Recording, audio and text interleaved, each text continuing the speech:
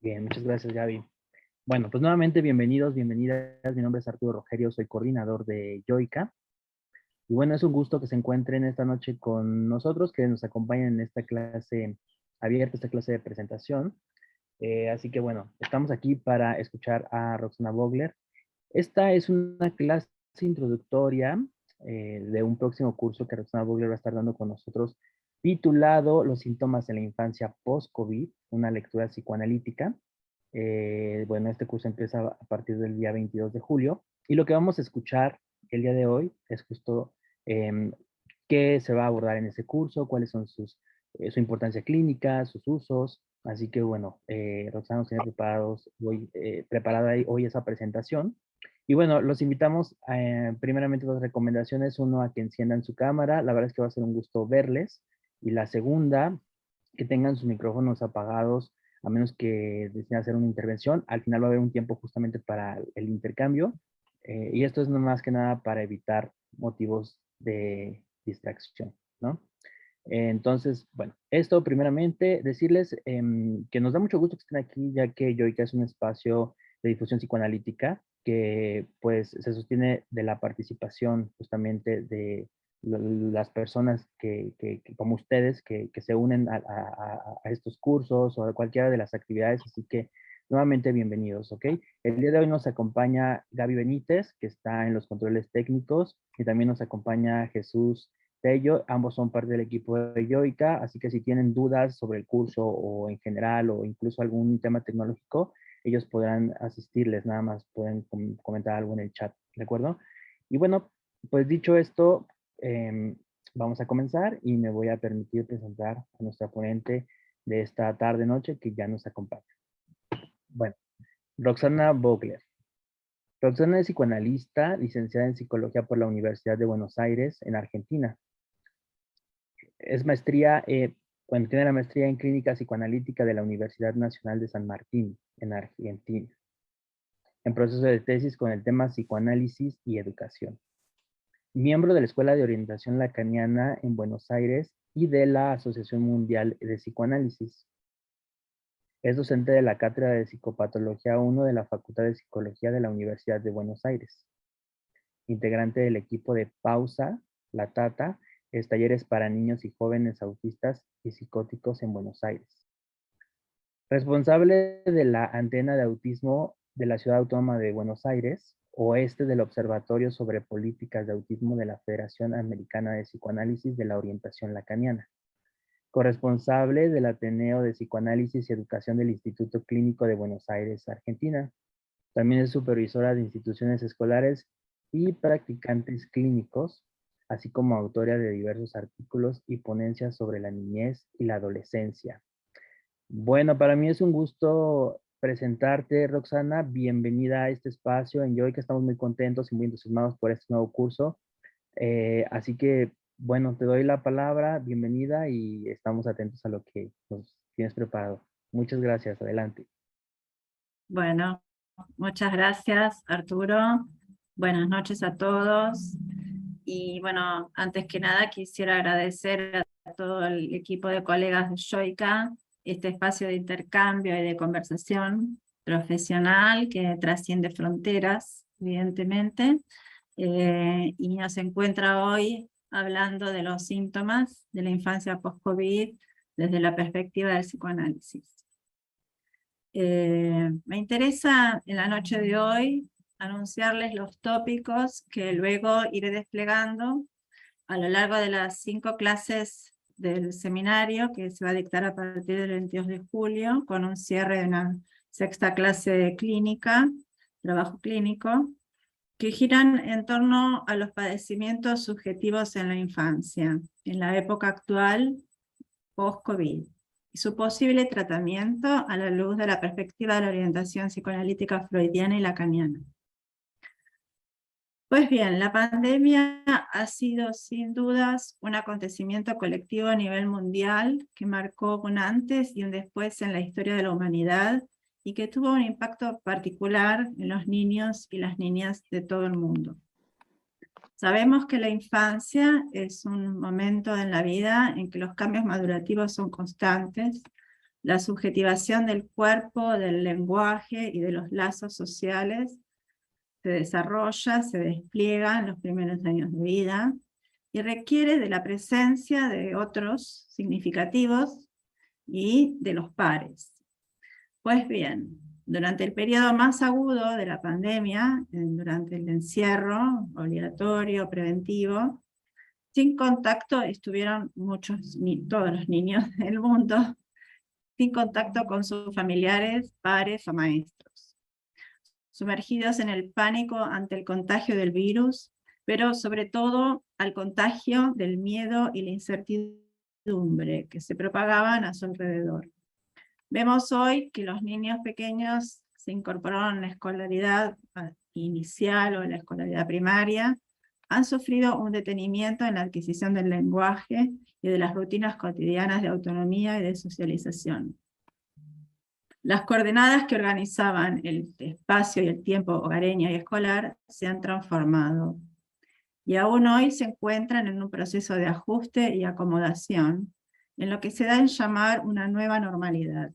Cambios vertiginosos en el uso de la tecnología y de la conectividad digital en todos los ámbitos se acompañan de un sentimiento de soledad y de temores frente a la incertidumbre del porvenir cada vez más acuciantes, lo que nos sumerge en una paradoja que en tanto psicoanalistas debemos estar para responder a la altura de la subjetividad de la época en que vivimos.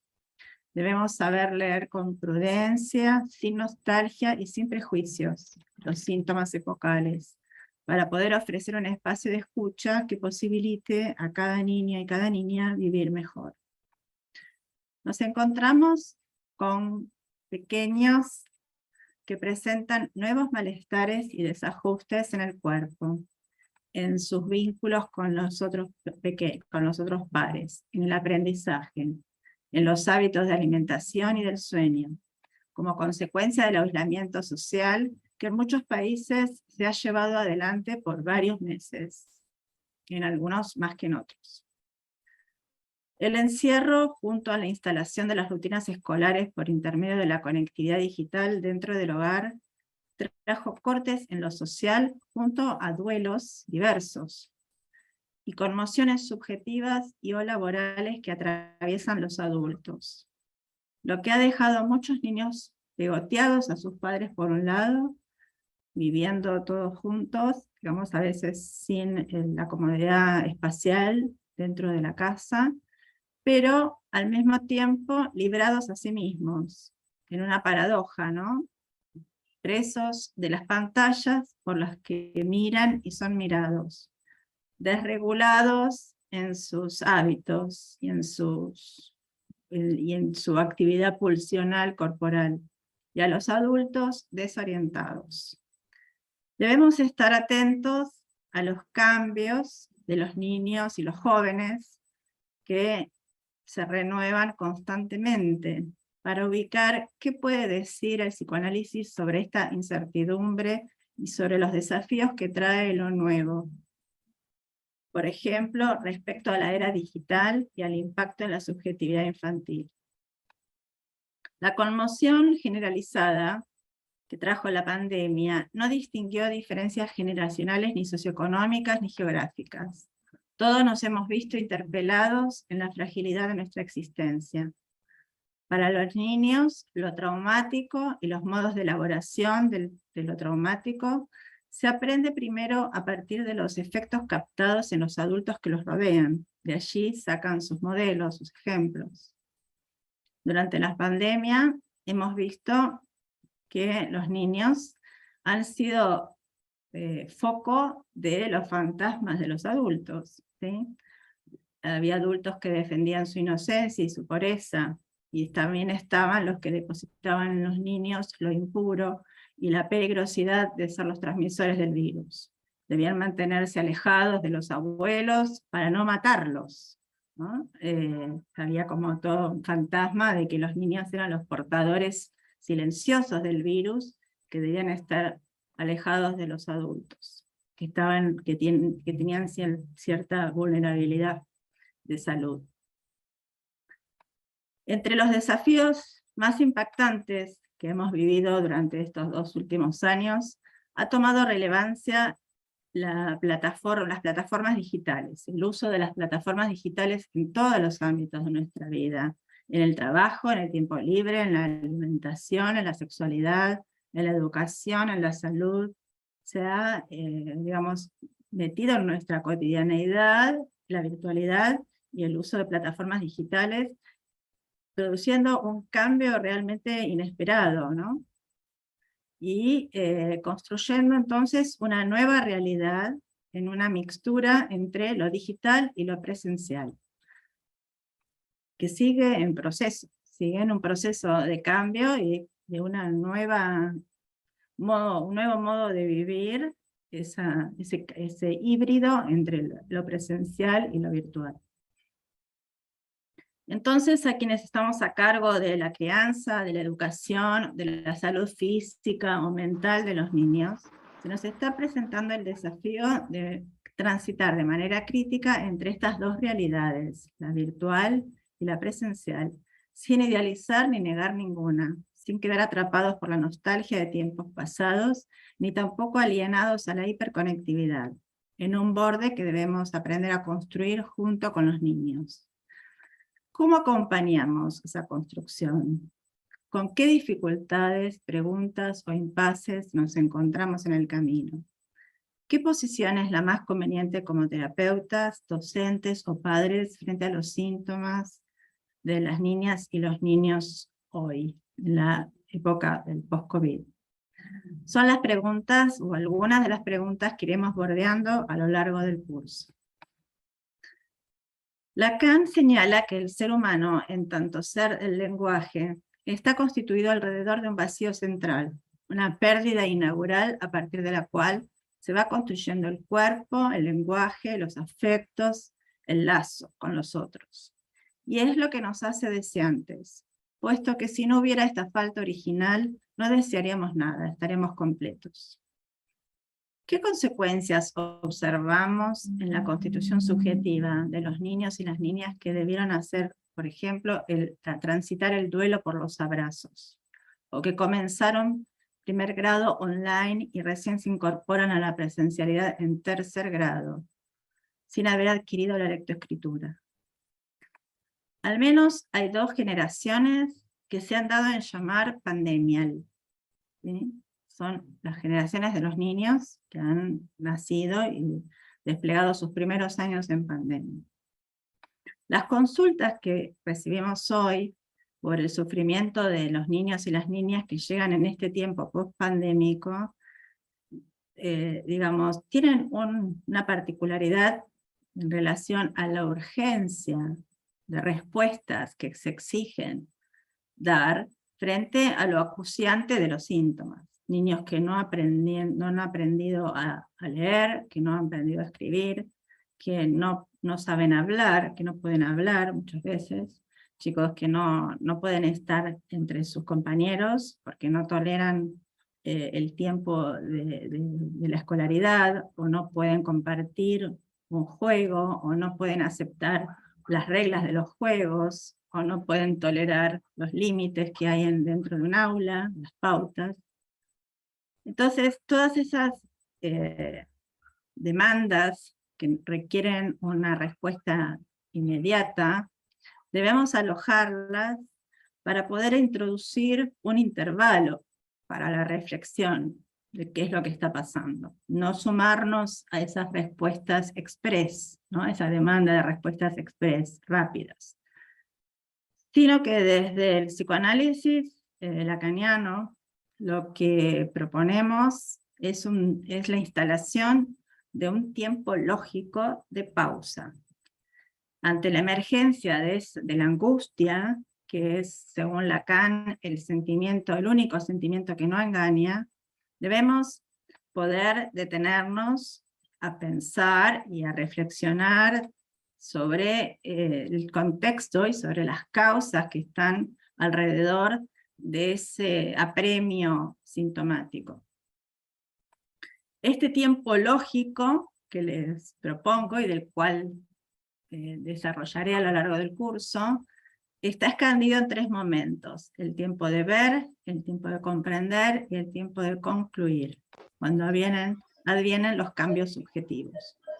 Esto lo desarrollaré, digamos, como los tiempos lógicos de una cura, con ejemplos clínicos que pueden dar cuenta de cómo se trabaja desde el psicoanálisis lacaniano con niños. También surge una nueva y excesiva demanda hacia los niños y hacia las instituciones escolares, por ejemplo, por mantener el rendimiento y el horario escolar como era en la presencialidad, ¿sí? Las familias o los gobernantes exigen a las escuelas y a los niños que mantengan vía online el mismo ritmo que se mantenía en la presencialidad, lo cual genera muchísimos conflictos y dificultades de ajuste, porque no es lo mismo prestar atención a una pantalla durante 5, 6, 7, 8 horas que estar en la escuela con las canciones de los recreos, el intercambio con los otros, etc. Entonces, esta exigencia también nos hace pensar que efectivamente no hay lugar a la pérdida, no hay lugar a la reflexión, no hay lugar a lo que debe duelarse y debe elaborarse como lo que se ha perdido en esta época de pandemia también. Los síntomas más relevantes que hemos observado en estos tiempos son, por ejemplo, los trastornos del sueño, asociados a los miedos o a los duelos no elaborados, los trastornos del humor, desde la euforia, pasando por la tristeza, la melancolía, la hiperactividad, la falta de concentración junto con la hiperconectividad, las dificultades académicas, el desinterés, el desgano, las situaciones de bullying, de acoso escolar, el distanciamiento social y también un aumento importante de las fobias infantiles. Ejemplos de todas estas problemáticas se irán también desplegando a lo largo del curso para analizar cómo se abordan desde el psicoanálisis. Es en este contexto que se hace necesario para nosotros como psicoanalistas propiciar un espacio de escucha para dar lugar a lo singular del malestar universal, o sea, para dar lugar a lo que yo llamo la pandemia de cada uno, ¿no? Existe la pandemia universal y después cómo cada uno pudo atravesar y cómo a cada uno le tocó en lo singular del caso esa pandemia. Y esta mirada del psicoanálisis, teniendo en cuenta, digamos, y haciendo hincapié en lo singular, apunta a contrarrestar el efecto de políticas de evaluación o de terapéuticas de orientación cuantitativa o estandarizada, el empuje a la categorización, a la biologización de los síntomas, que buscan homogeneizar las respuestas terapéuticas para todos por igual, y por otro lado medicalizar, que dejan de lado justamente el tratamiento de lo singular de cada niño, en este caso también con los adultos lo vemos, pero en un intento, digamos, por dar una respuesta homogénea, estandarizada, y que demuestra, al fin de cuentas, ser fallida, ¿no? En la mayoría de los casos, porque no, digamos, no se pone atención a lo que ocurre en el caso singular con cada uno, cuál es la problemática singular. Los principios del dispositivo analítico, la asociación libre, la transferencia, la interpretación, el inconsciente, están dirigidos a dar lugar al despliegue del padecimiento de cada sujeto. No es una receta para todos, ¿sí? Hay principios universales del psicoanálisis, pero que se aplican a la particularidad de cada caso, y apuntan a dilucidar lo más propio del síntoma, y a la búsqueda de la invención de una solución a medida de cada uno. Los psicoanalistas ponemos atención en los detalles distintivos de cada sujeto, en las curiosidades, en los gustos, en las habilidades de cada niño y niña, apuntando a construir juntos un saber arreglárselas mejor con lo pulsional del propio cuerpo, que al mismo tiempo le permita al niño instalarse mejor en el lazo con los pares, en relación a su aprendizaje, en relación con los padres, apoyarse en eso que es lo más propio de ellos, para darle un realce y un uso singular para vivir mejor. Consideramos entonces al síntoma en dos vertientes, como sufrimiento por un lado, pero también como arreglo posible, como material que nos va a servir para volver a tejer un uso sintomático de eso que no andaba, volverlo algo que ande mejor. Esto nos separa radicalmente de otras concepciones terapéuticas que apuntan a eliminar los síntomas. Desarrollaré en el curso esta orientación del psicoanálisis lacaniano que resalta que hay algo de irreductible en el síntoma de cada uno que puede servir de material para la invención de un nuevo anudamiento, de lo que Lacan llama los registros del aparato psíquico, lo real, lo simbólico y lo imaginario, que se anudan en cada una de distintas maneras. Sostener una política del síntoma es, desde la perspectiva del psicoanálisis lacaniano, orientarse por la responsabilidad subjetiva de cada niño frente al goce, a la satisfacción escondida en cada uno de esos síntomas. Apuntar a que cada sujeto invente su modo singular de anudarse, de armarse un cuerpo, de armarse con el lenguaje, de armarse un lazo posible al otro. Y la dirección de la cura de cada niño propicia que el niño tome la palabra, que despliegue sus ficciones, en donde es hablado por el discurso del otro parental, escolar, y despejar así sus embrollos con ese otro, que muchas veces lo deja como atrapado en las redes del lenguaje del otro. En esta misma orientación, la dirección de la cura con niños da lugar a lo imprevisto, de lo que se presenta cada vez. No hay un programa, no hay un programa predeterminado en la cura con niños. Trabajamos con lo que se presenta, trabajamos con lo que el niño trae cada vez, con el discurso que trae, con los juguetes que elige cada vez, con el dibujo que hace cada vez, con los comentarios de los sueños, con la forma en que tiene de contarnos lo que hace, lo que le pasa. Se abre así un espacio de subjetivación propia, que implica una desuposición del saber absoluto del lado del analista. No es el analista el que sabe, sino es el niño el que sabe, y tenemos que acompañar sabe y no sabe que sabe, y tenemos que acompañar a descubrirlo. Se trata más de un trabajo artesanal de tejido que se da en transferencia, decimos, junto al analista. Ese descubrimiento de lo propio, del saber escondido, inconsciente en cada uno. Lacan nos enseña que en el niño algo no ha sido aún acabado en su estructuración psíquica, lo que nos permite intervenir para ayudarlo en su sufrimiento. Le ofrecemos al niño en la cura juguetes, lápices, papeles, para que se apuntale en ellos, para dar lugar al despliegue de sus ficciones inconscientes, de sus miedos, de sus fantasías. Porque el juego es en sí mismo una práctica de la sustitución que implica simbolización, pérdida y elaboración. Es una vía regia de acceso al inconsciente, el juego.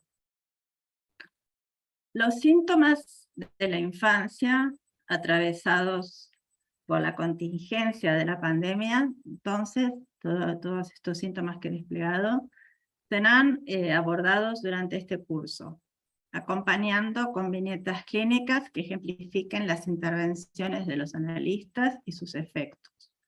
Luego del curso de 5 clases, haremos un encuentro clínico al modo de Ateneo, donde los participantes podrán traer sus inquietudes clínicas y sus casos para comentar o compartir con los colegas, o traer inquietudes para supervisar. Bueno, hasta acá llegué entonces con mi presentación. Gracias, Roxana. Bueno, vamos a abrir un espacio para que también la gente pueda hacer comentarios de lo que recién escucharon, preguntas, incluso así que si alguien va teniéndolas puede ir levantando su mano en Zoom, siéntase libre de abrir su micrófono. Antes solamente quiero mencionar en un par de minutos algunas generalidades justamente del curso. El curso inicia el viernes 22 de julio, 18 horas de México, 20 horas de Argentina. Van a ser efectivamente 5 clases semanales, es decir, una cada viernes en ese horario. Y al final, un encuentro clínico, como bien ahorita nos mencionó Roxana, es decir, 6 encuentros en total. Se pueden ver en vivo mediante Zoom, van a ser por esta plataforma, así que van a poder participar todo el tiempo y también las clases van a quedar grabadas. Si no pueden asistir en este horario, pero quieren participar del curso, lo pueden hacer ya que se van a grabar, las van a recibir igual cada semana y si la ven en diferido, van a poder mandar también sus intervenciones para que tengan una respuesta, para que sean abordadas durante las mismas clases. Y bueno, este es como tal el curso. Ahora, para todos los que están en esta clase abierta, tanto aquí de manera en vivo, como a quienes nos puedan ver en la grabación, porque hay gente que se registró pero que no la está viendo ahorita, sino que la va a ver al rato, a más tardar el día de mañana. Bueno, a quienes se inscriban y quieran acompañarnos en este curso, solo el día de hoy, martes 24, y mañana, miércoles 25 de mayo, hasta la 1 de la tarde, hora de México, van a poder obtener un 50% de descuento en su inscripción. El curso tiene un costo normal de 1,800 pesos mexicanos y con este descuento solo para esta clase abierta serían 900 pesos mexicanos. Es un aproximadamente $45 por si nos ven fuera de México. Y si son de Argentina, también escríbanos, mencionan los que son de Argentina. Entonces, bueno, este es el precio especial y solo es para esta clase. Es el precio, eh, pues digamos, más bajo que va a tener. El curso tiene diferentes precios a lo largo de su convocatoria, ¿ok? Pero este es el mejor que van a poder encontrar durante todo el tiempo de registro o de inscripciones. Así que bueno, les invitamos a que nos escriban. Ahorita en el chat Jesús, Gaby les van a dejar nuestros links de contactos vía WhatsApp o vía Messenger. También les invito, les van a dejar un PDF con la información del curso, con el argumento que Roxana ha escrito para él, el temario, van a poder ver qué es lo que viene en las clases, bibliografía, más información, les invito a que lo descarguen y ahí también tienen los links para que nos contacten, ¿de acuerdo? Bueno, pues vamos a pasar a esta sección entonces de comentarios y preguntas. Ya hay alguien aquí en el chat que envió una, entonces me va a permitir leerla, Roxana, para que la contestes. Y si alguien más va queriendo participar, solamente puede levantar la mano, o si no, en cuanto termine la participación de la respuesta, puede prender su micrófono y decirlo, ¿ok? Para que pregunten o comenten algo de lo escuchado. Nos menciona Enriqueta Jacome Rodríguez. ¿Puede emplear, por favor, el término que el niño tome la palabra? Gracias. Bueno, gracias Enriqueta por tu pregunta.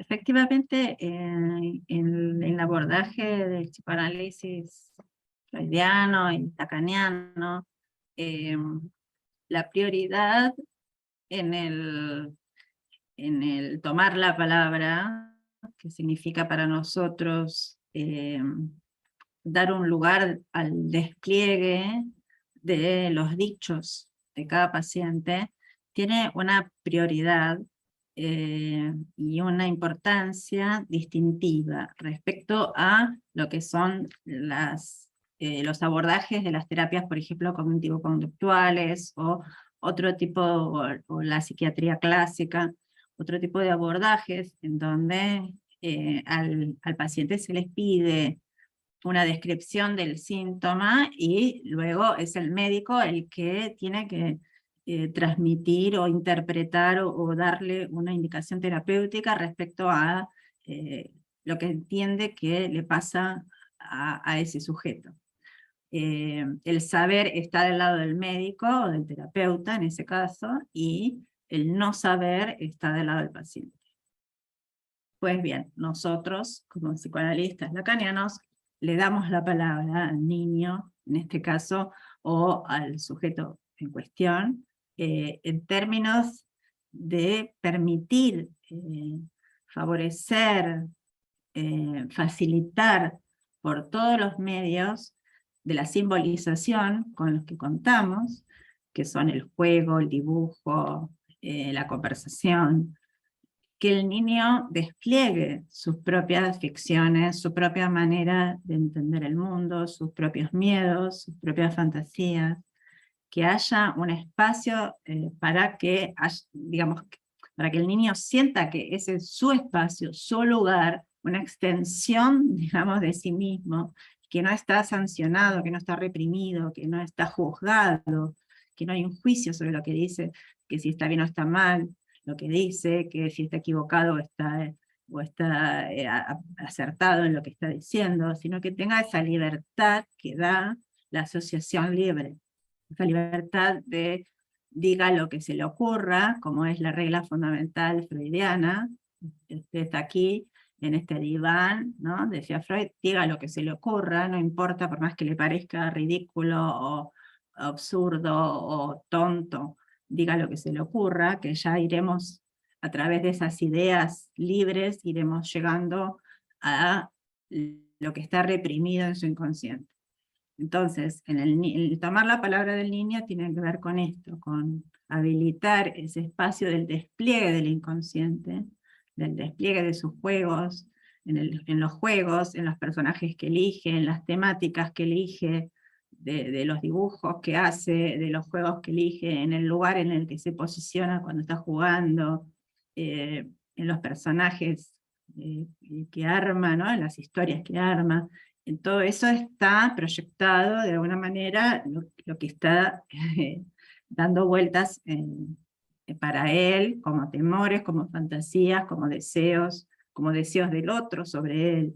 Entonces, el darle la palabra al niño significa esto, ¿no? Que él pueda desplegar su inconsciente y en ese despliegue podamos ubicar qué es lo que lo tiene detenido o lo tiene capturado de alguna manera en las redes del otro y que está trabando y provocando sus síntomas, su sufrimiento.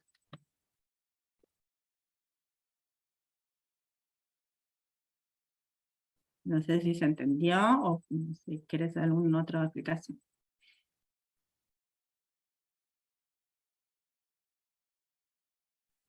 Bueno, esperamos la respuesta de Enriqueta. Si no, Gaby tiene la mano levantada.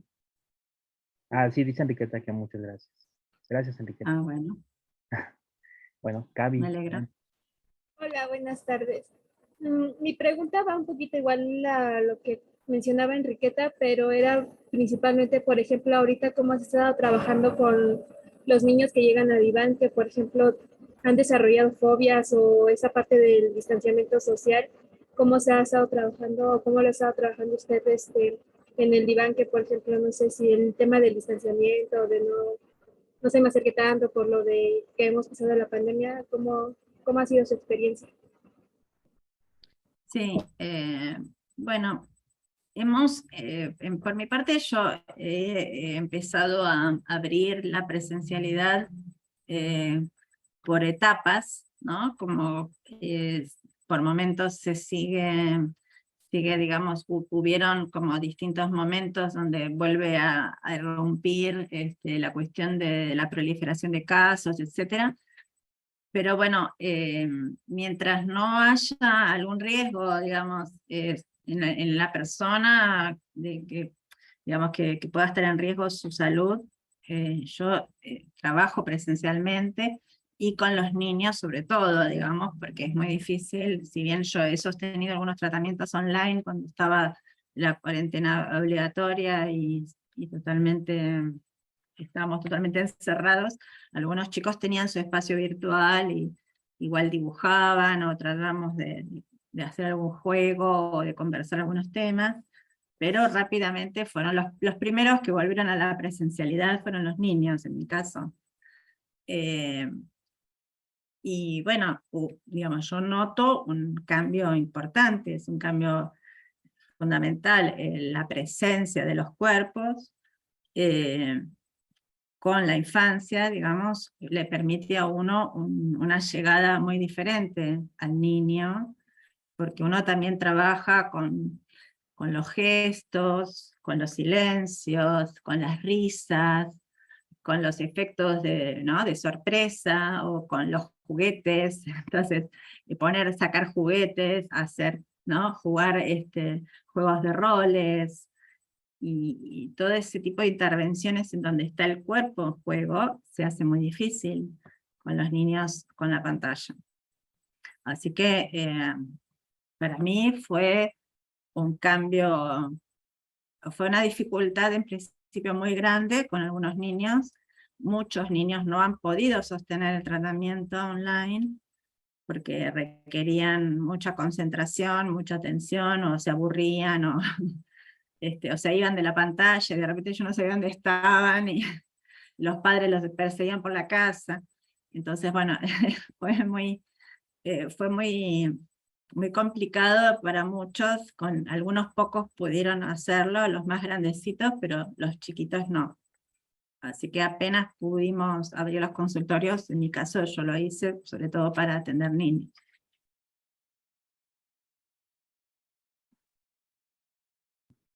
Gracias. Bien, ¿alguien más quisiera hacer algún comentario o alguna pregunta? Puede hacerlo ahora. Sí, acá está Jorgina.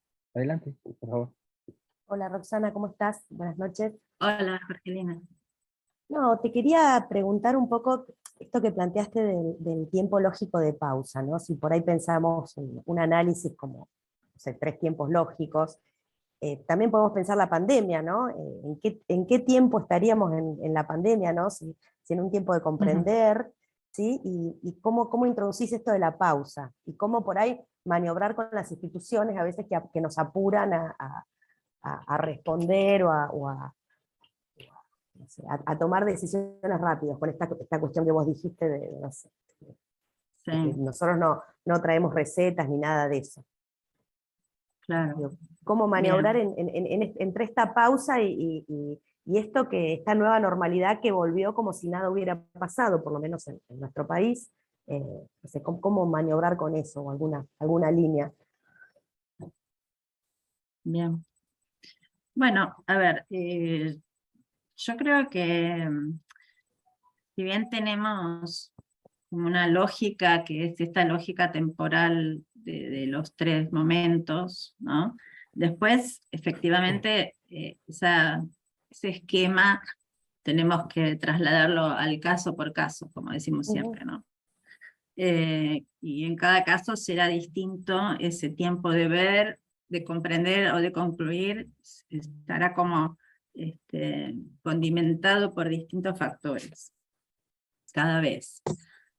Pero me parece que efectivamente muchas veces la urgencia por responder, esa premura por las soluciones rápidas, es algo de lo que estamos todos sumergidos, ¿no? Todos nos vemos abrumados o atravesados por esta urgencia de lo hiper ya, ¿no? De lo fast. Y está como sobrevaluado, ¿no? La rapidez y la respuesta rápida e inmediata tiene como, es un empuje que hay a nivel social ya antes de la pandemia. Es una tendencia epocal a que inclusive los niños también, ¿no? Son víctimas de esto, de este mandato social de cuanto más rápidos son mejores. Entonces los tiempos del aprendizaje o los tiempos de incorporación de las nociones básicas, por ejemplo, de lectoescritura, si no responden a cierto estándar esperable y se demora un poco más de ese tiempo esperable, ya son lentos o están enlentecidos, ¿no? Y empiezan toda la problemática de la lentitud o de la inmadurez o de la no adaptabilidad del niño a los tiempos escolares. Y por otro lado tenemos el otro polo, que es los niños hiperactivos, hiperconectados, ¿no? Y entonces el tema de los tiempos es un tema súper interesante para pensar que atraviesa la niñez, que atraviesa la escolaridad, que atraviesa la vida hogareña, la vida cotidiana de cada uno de nosotros, ¿no? Ser más rápido es algo, digamos, que tiene en sí mismo un valor para el otro, social, digamos, para uno mismo, ¿no? Bueno, me parece que vale la pena como reflexionar sobre qué es lo que significa para cada uno esos valores, ¿no? de la rapidez y de todo lo más rápido posible, mejor, que particularmente en la infancia se ve muy, muy afectada por esto, ¿no? Porque enseguida cae la etiqueta de si el niño es lento, o es más lento que, o no llegó a los objetivos que se esperan, o ¿no? Tiene como sus tiempos personales, y eso muchas veces está descalificado más que considerado como una particularidad. Entonces yo diría que vale la pena reflexionar sobre el uso que hacemos del tiempo y la valoración del niño con respecto a los tiempos, y el psicoanálisis intenta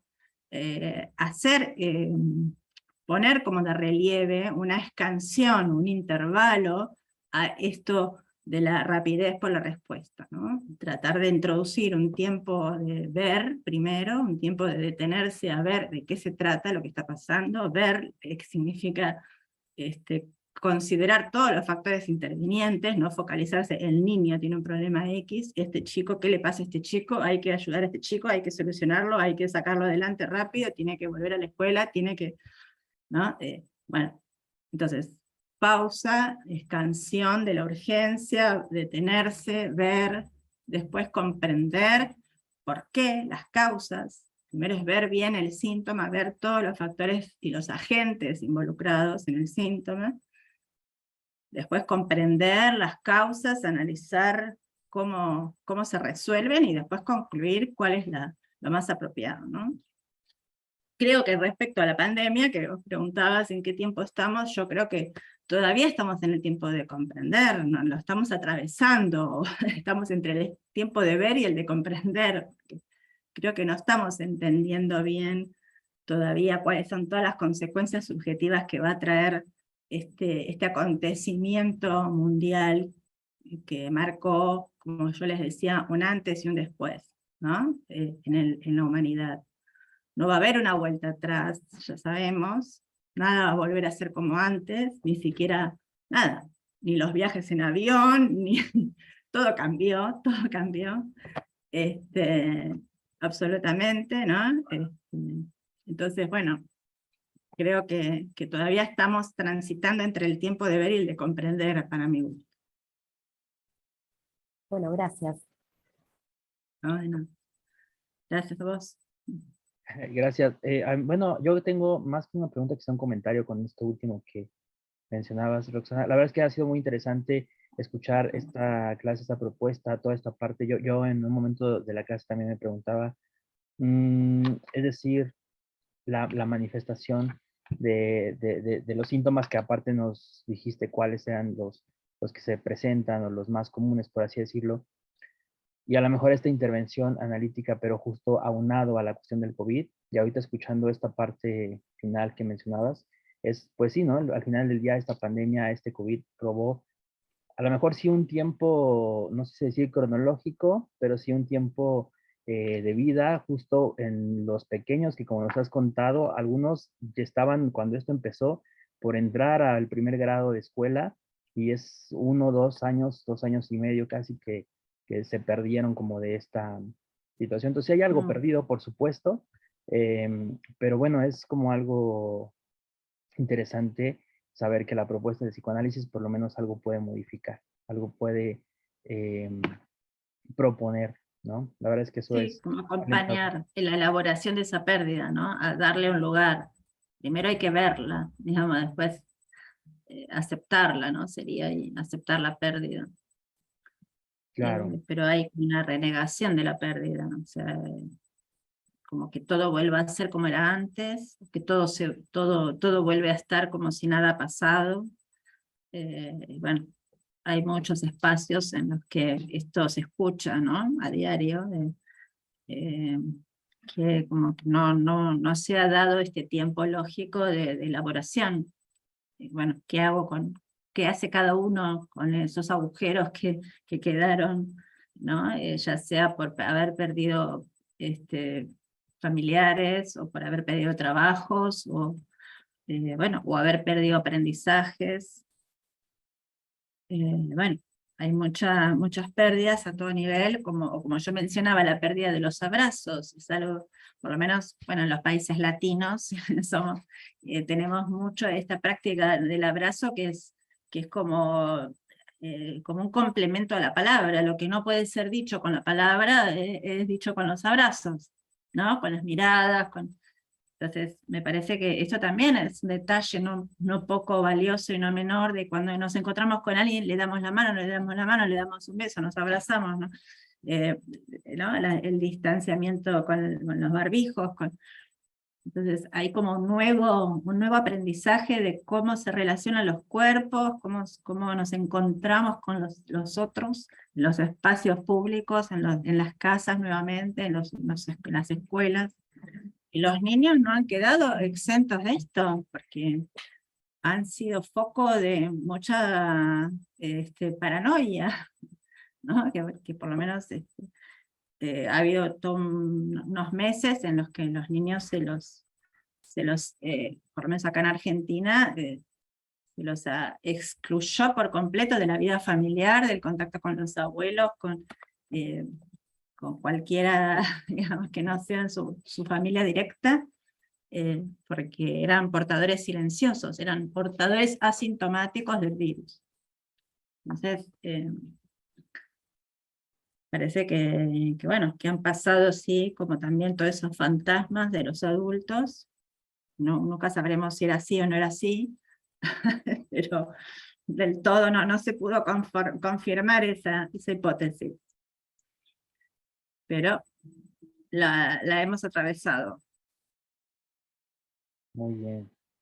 Bueno, pues si nadie más tiene una intervención, si alguien la tiene, hágala ahora.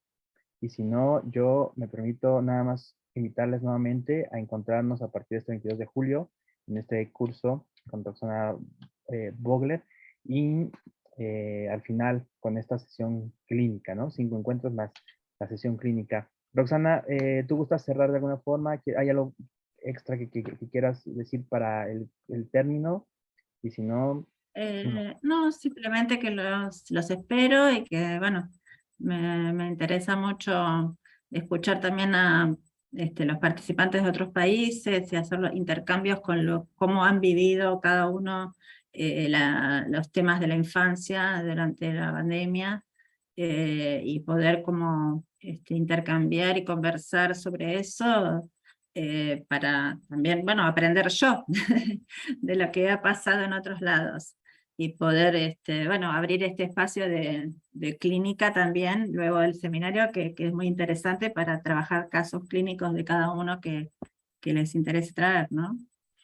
Parece que puede ser un espacio muy enriquecedor para todos. Ciertamente. Bueno, pues me uno a esta invitación. Gracias, Roxana. Bueno, por Bueno, esta muchas gracias a presentación. todos. Bueno, nos vemos por allá, y al público y a quienes nos acompañan aquí, también muchas gracias por su asistencia. A quienes nos ven en repetición, igual. Les dejamos aquí en el chat nuestros links de contacto. Y bueno, los invitamos a quien tenga preguntas sobre cómo